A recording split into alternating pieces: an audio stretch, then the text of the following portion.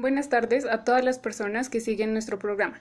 En la tarde de hoy les hablaremos sobre la educación como derecho y servicio público, el planeamiento educativo y cómo la psicopedagogía influye en este proceso. Para iniciar, vamos a definir qué es la educación. La educación, entendida como una disciplina que se ocupa de diversos métodos de enseñanza y aprendizaje en las diferentes instituciones. Se da en los grupos sociales con el objetivo de transmitir conocimientos, valores, habilidades, creencias y hábitos. Podemos hablar de educación formal, informal y no formal. Para el día de hoy tenemos unos invitados que nos explicarán cada uno de estos puntos. A nuestra presentadora, yo les voy a hablar de la educación como un derecho y como un servicio público. Para empezar, voy a definir los derechos humanos como el conjunto de prerrogativas sustentadas en la dignidad humana, cuya realización efectiva resulta indispensable en el desarrollo integral de la persona. Estas prerrogativas son dadas por unas políticas públicas, unos tratados internacionales y unas leyes. Para el caso de Colombia, el gobierno nacional será quien garantice el derecho a la educación con 4 componentes: la disponibilidad, la aceptabilidad, la adaptabilidad y la accesibilidad. El Estado debe proteger y respetar este derecho.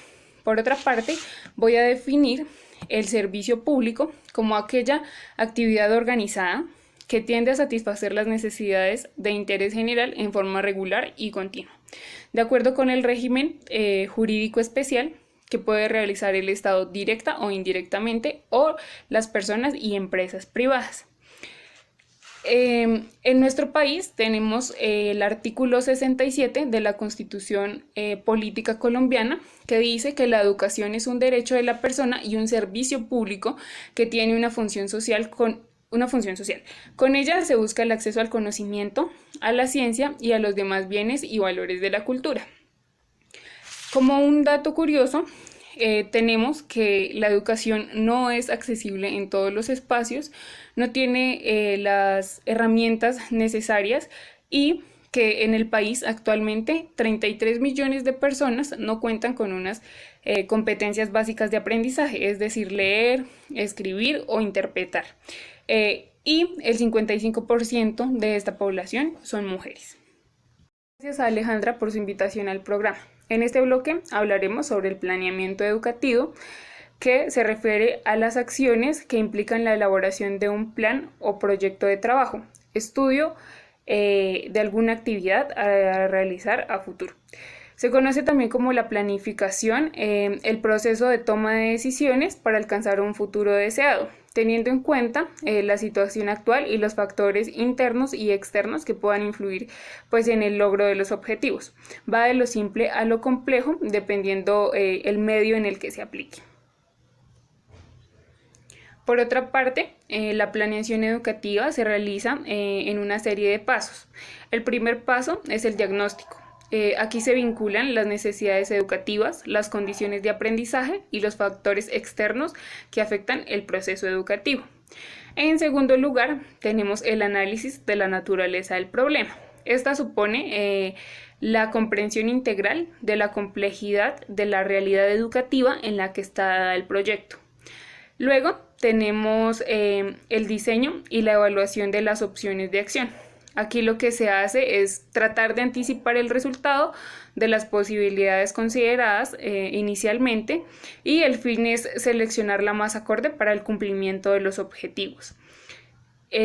Una vez pues elijamos las acciones a seguir, llega el momento de la implantación, que es, digamos, la puesta en marcha del planeamiento educativo o del proyecto que se ha propuesto. Y finalmente, pues está la evaluación, que es donde se establecen los balances finales para analizar el éxito del proceso y sus resultados. Para que una planeación sea llevada a la práctica, esta pues se ayuda de la didáctica, es decir, del conjunto de técnicas que se emplean en la enseñanza. Estas están basadas en una serie de principios y procedimientos aplicables en cualquier disciplina. Esta rama de la pedagogía no solo se preocupa por analizar lo que se va enseñando o lo que se está enseñando, sino que más adelante también se preocupa de cómo va a ser enseñado. De esto nos va a hablar nuestra psicopedagoga. Muchas gracias por esa introducción, y es que vamos a hablar también un poco del papel del psicopedagogo en los procesos educativos. Nosotros estudiamos pues el comportamiento humano en torno al aprendizaje, ¿sí? En cualquier contexto, como lo mencionaba nuestra anfitriona, formal, informal o no formal. Los licenciados egresados de la UPTC poseen también un plus, y es que ellos tienen un énfasis en asesoría educativa, lo que les permite pues orientar todos estos procesos educativos, ¿sí?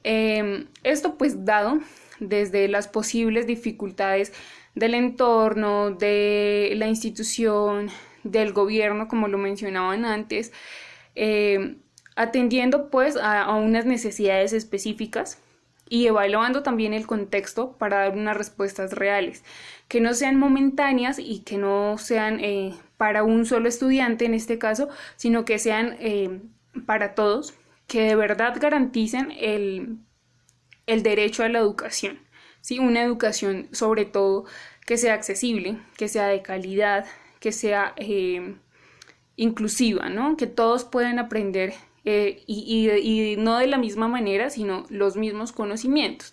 Es por eso que pues desde nuestra labor podemos enfatizarnos también en eso, en reconocer cuáles son las necesidades y pues dar respuesta a ellas también desde una parte humana.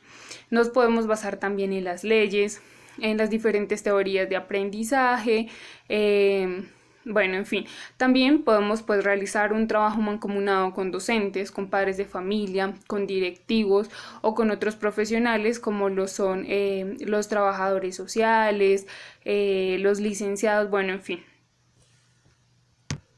En este pues planeamiento propuesto por el colegio o por el docente, nosotros podemos evaluar, digamos, las fortalezas, las debilidades que tienen, que hay dentro y fuera del aula.